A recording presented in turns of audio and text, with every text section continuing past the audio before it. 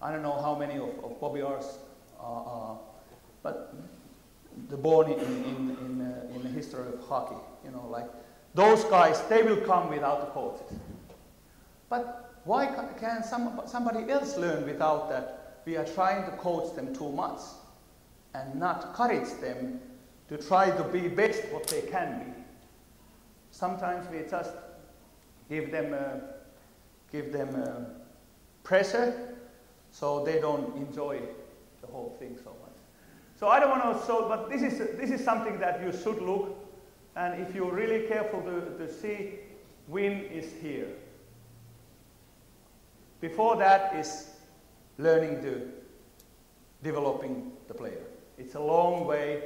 If you start, maybe nobody is really, they're starting to walk, active start, but if you start at age 6, so you have the 10-year span to develop the player without thinking about too much about are we winning with all cost, any cost.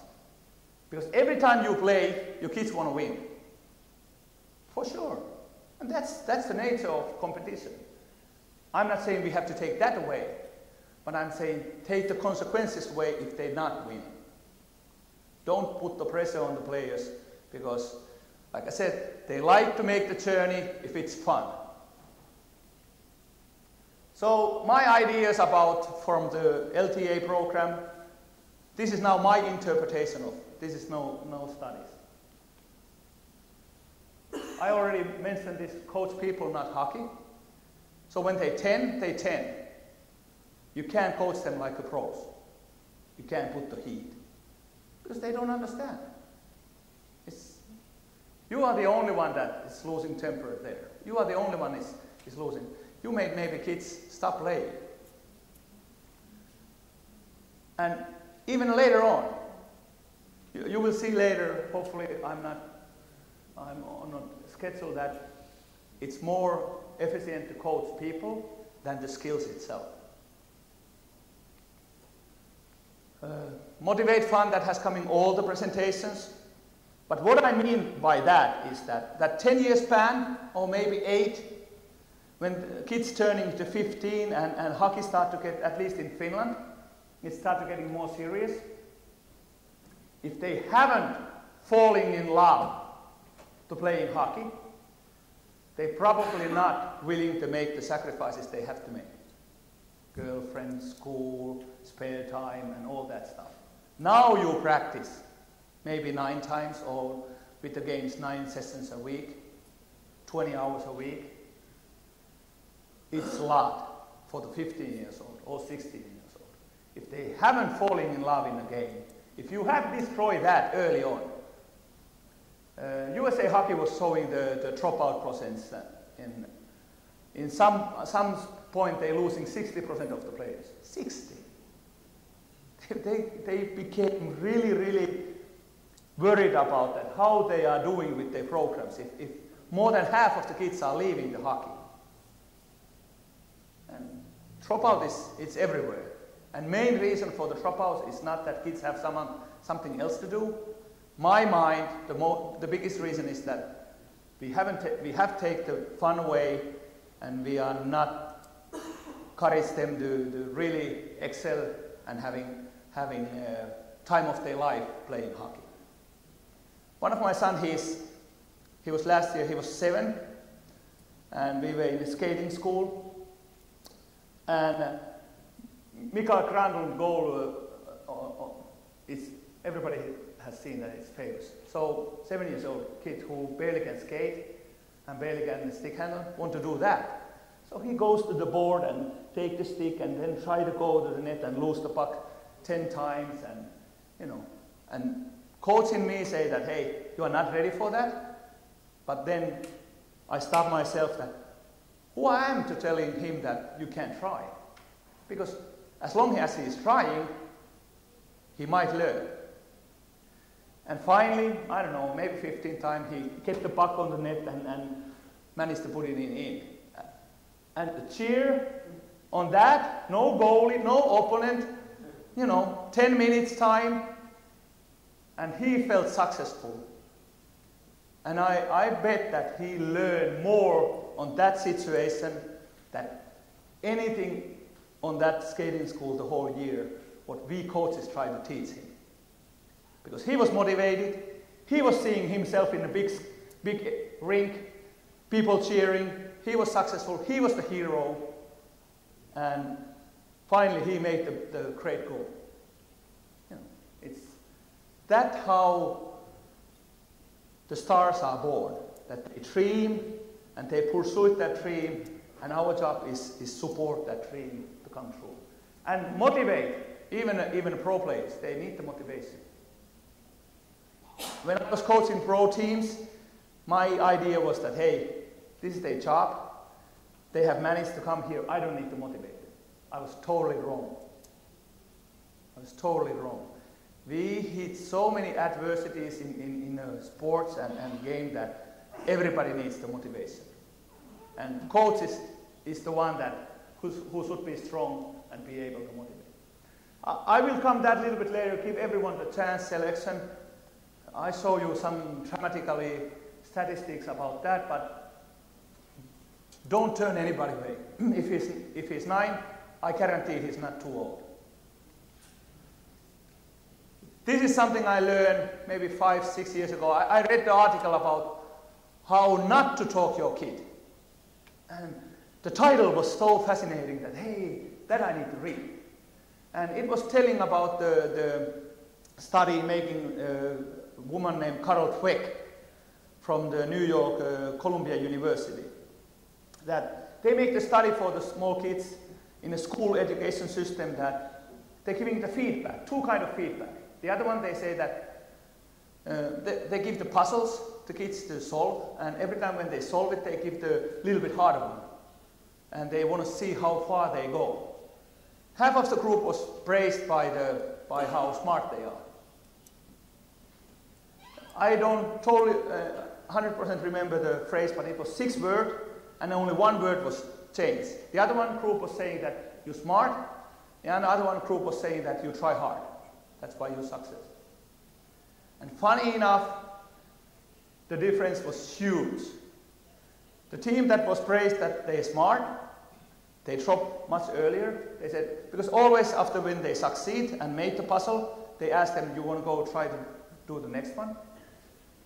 The team that was praised that they're smart, pretty soon they said, no. Hey. Because they think that if you are not success next one, he's not going to praise that I'm smart. And when you're smart, you know, you don't think that you have to put so much effort in because it's already inside you. The other group was praised by that the effort. You must work hard to make this puzzle. And they want to challenge them much longer and much longer. And they have made that study in different phases many times, and always the result is the same. So praise the effort. There's a reason for that. Don't say your player that you're so great. Say him that, hey, I like the way you skate or you try on the ice. And the other study, it's not learning, but I just found a few weeks ago in the internet. There was 2 university coaches that was interesting the players' socio-economicals and those questions. And one study they start to make is they ask the university students that, or the players that, what is your worst memory in sports? You're going to all love it, what I'm going to say next. And the biggest group of all of those answers, the biggest group come from the ride home with my parents. That's the worst memory I have in sports. And then they give the reason that why it's that are they giving to heat or something? And the biggest reason for that is that the game is already gone. Now daddy wants to coach me in a way back home and really wants to make me better, and even they have a good intentions, kids didn't feel it okay. They feel that they was giving to pressure. And they will not value what they already did. They should do better. So as a parent, and maybe also as a coach, you should be okay with how they play, and only say that, hey, I love to see you play. I love to see you try. My 7-year-old son, he has difficult to learn some things, but he loves to play hockey, so he's on a program, and he's not even close where he should be. And I always ask him that, what you see and how you feel, and did you have fun? He always had fun.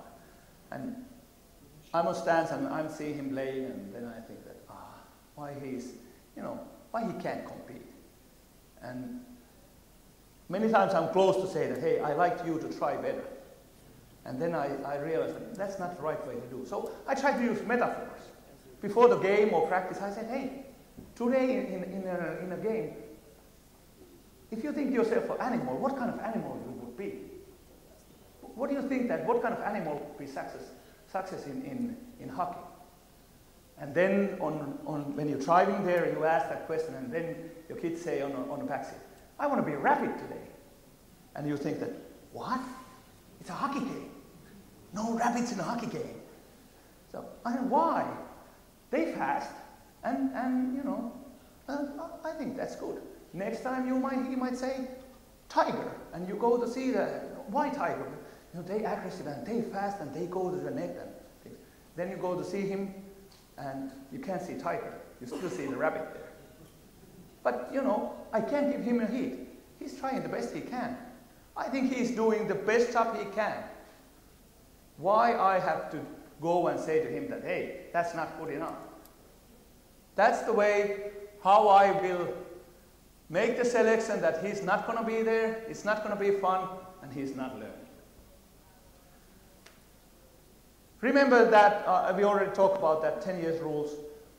It was also mentioned yesterday. It's coming from the Anders K. Eriksson studies.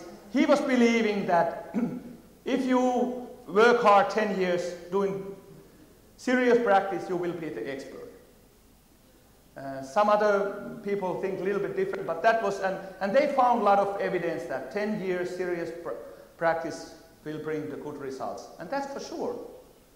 But people are still not equal. Some will be, in that 10 years, will be a little bit better than the others. Eriksson was disagreeing a little bit on that, but some other people show that it's this. But first we need the 10 years to learn and do this. Multiple sports, be able to skate, throw, kick, rotation, and all kind of stuff. Not only playing hockey. That's first 10 years. Next 10 years, going to here to get there. And then they still have 20 years to make money. So we are not really in any hurry on developer players. And this is the last one. I was pretty much disagree what yesterday was saying about some speaker was saying about in my coaching philosophy, you should find what is the player's trademark. Because nobody could make Gretzky better to say him that, hey, we need to work on your defense. You really suck on defense. Can we do something to you to play better defense? Nobody thinks that Gretzky would be a better player if he would defense better. Of course, we can always find the people that describe that, yeah, his defense was doing this and being the threat all the time. And okay, why it's not to everybody?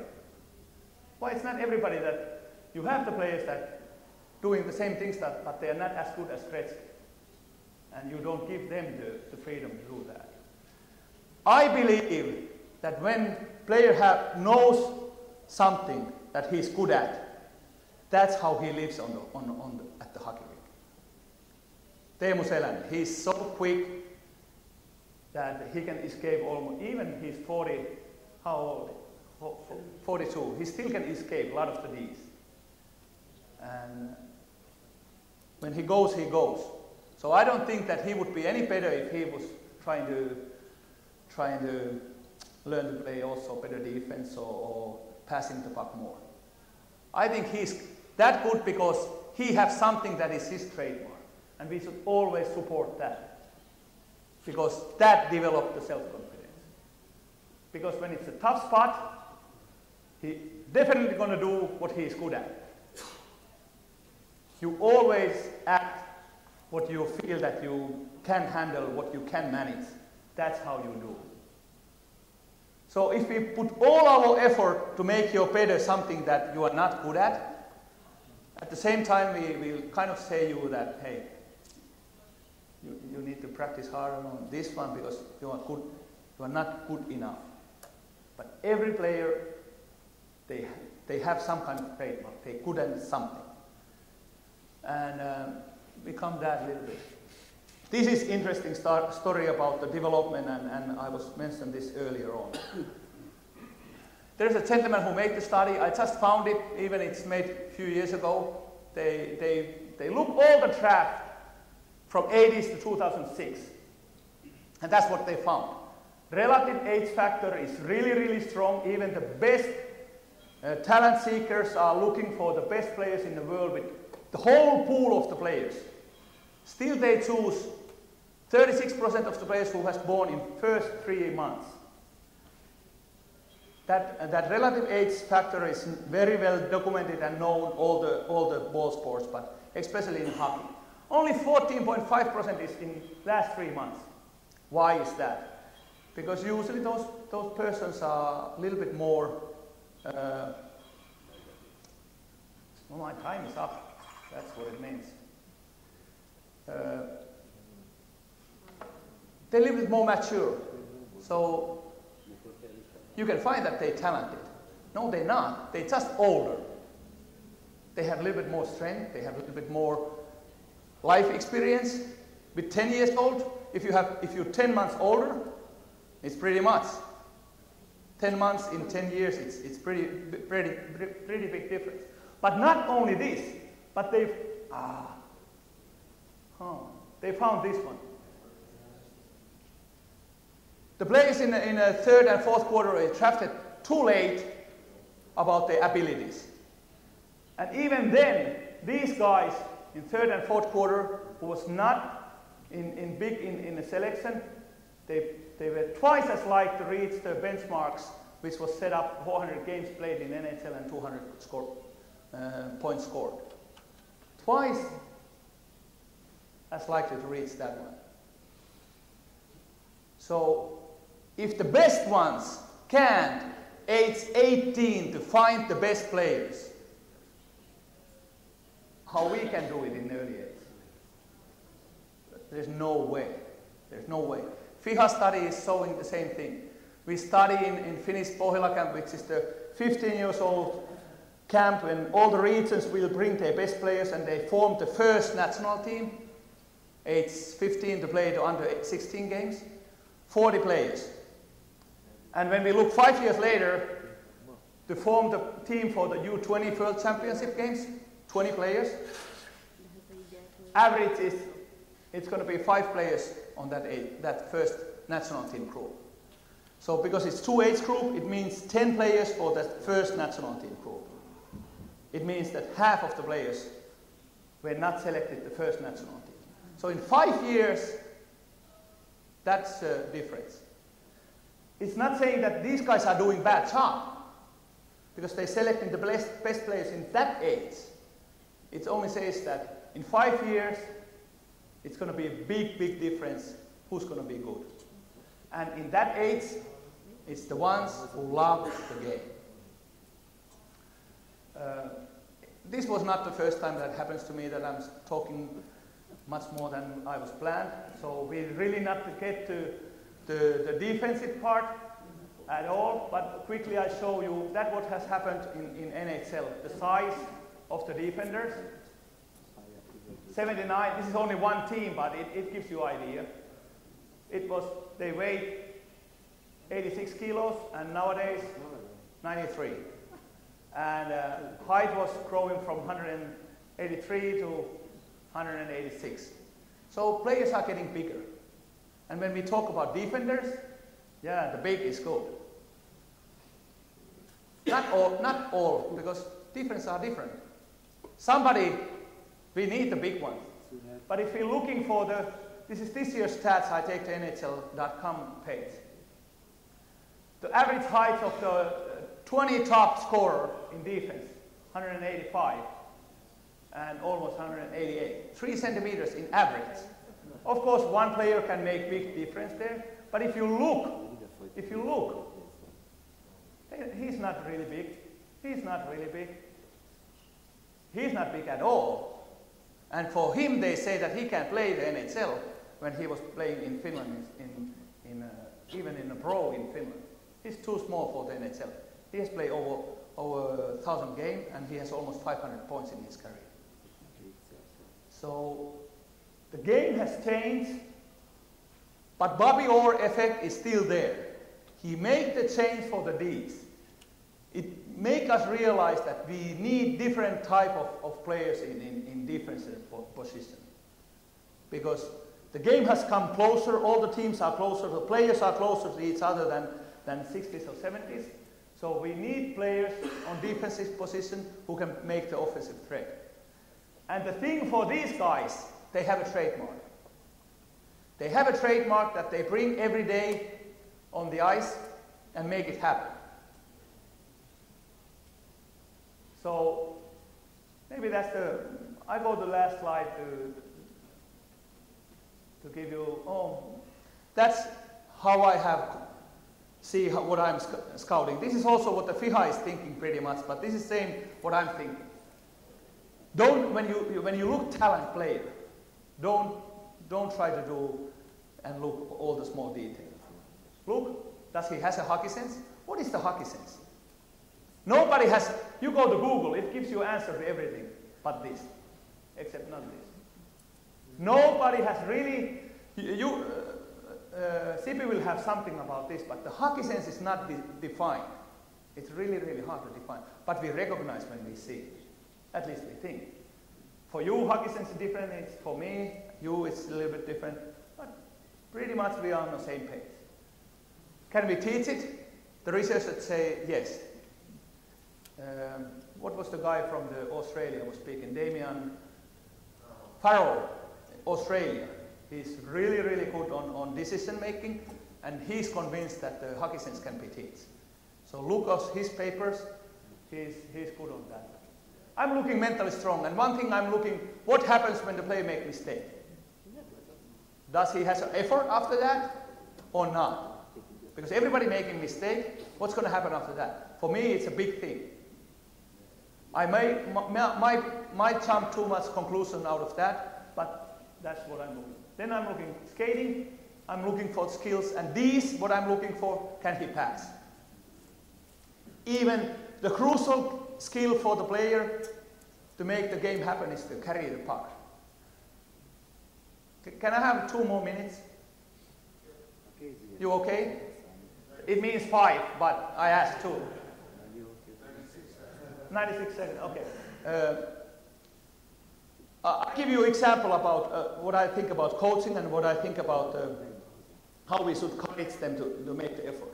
Think about your coaching team that, 10 years old. And the really worst of your kids are on the ice. He playing defense. He's a defender. Let's try to get on the topic. And we're really under pressure. He gets the puck. I've seen many coaches start to yell, dump it out, dump it out, dump it out. And he ends up to be the kids that learn to dump it out. Did we give him a fair chance to be a hockey player? Because we didn't have a courage to say to him that, hey, try to carry the puck and then make the pass. No, we asked him, he's 10, we asked him to learn to dump it out. He would never learn to carry the puck because you, as his coach, are asking him to dump the puck out. He's 10. We don't know. He might be the potential guy. He's the skinny one. Maybe he will be the new Bobby Orr. At age 10, we don't know. So I encourage you to be really brave on your coaching and teach and demand everyone to do the right things, what they should do in a hockey game, even they fail. Because when they fail, and you praise the effort, hey, Jim, great that you try. I love you try to get on the move with the puck. because the opponent's best player was coming and taking the puck away and score. But if you say that guy, that small boy, that, hey, I love that you try to move, carry the puck, he learned. You praise his effort, he feel okay, coach still love me, he still cares about me, so then he has a chance. Don't take away the chance. I've done it. Hey, I've done it, been there several times when I start my coaching. And even later on, I have done it, but I try to learn. Moneyball, have you seen the movie? If you haven't, watch it. It's the greatest sport movie ever made. That's interesting.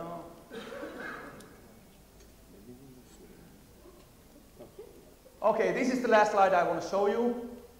Plenty of good stuff, but I'm too slow. This is how I believe that we should see the defenders or any player's development. First, I need to go a little bit back. Kanye's proposal or model and theory about talented, how the talent is born. The factors are gifts, that's come to genes. Then there's environmental, interpersonal, and development processes. This is what we are doing on the ice pretty much, on skills and physics. But in my mind, this is coaching, the most of them. That we can affect, even it's most important. But then comes, in his theory, this is the second most valuable thing, the development process. Then comes the practice, and then comes the environmental. So my experience and how I believe is try to affect on interpersonal skills. Like Lajos was yesterday saying, the communication skills, yeah, that's vital. Because that's the only tool you have really to change the players. How you communicate. I'm not saying only how you speak, it's also your non-verbal communication, because this gives you this is communication too. So I believe that the most. If you can build a person's self-confidence, everything is possible on him. He might come as good as he can, like the John Wooden was saying. Motivation, I already mentioned. Autonomy means that he has to learn to do things by himself. Give him responsibilities. Trust him. Teach him. And like also, I think it was Lajos studies and observations that the values or character is very, very important. These are all the interpersonal skills the person has. And we should affect those. Then comes hockey sense. It's teachable. In these, skating is vital. Even the big guys, they have to be good on skates. It's not enough to be big. Chara has that challenge. You know, he was kind of pushed away a little bit early on because he was not able to skate. He was too big. After he learned to skate and do the agility practice, now he's one of the best Ds in the league. And skills, and exceptionally the passing skills. Björn Ginding has made big study with the Swedish hockey in Olympics. They research all the defender activities and patterns they have, and one conclusion was that the best Ds are the ones that can pass the passes that nobody expects. They deceive the opponent. They could do the passes in different directions in different positions. But I also looking for a lot of the quick one to get the puck on the move on professional game.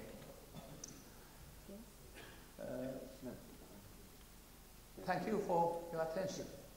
Thank you. Thanks, Mika. Thank you. Since Mika's talked so long, there's no coffee break. It's a joke. Yeah. Come on. We have. And you can talk to Mika about the no coffee break. Yeah. No, we got 15 minutes. Let's take.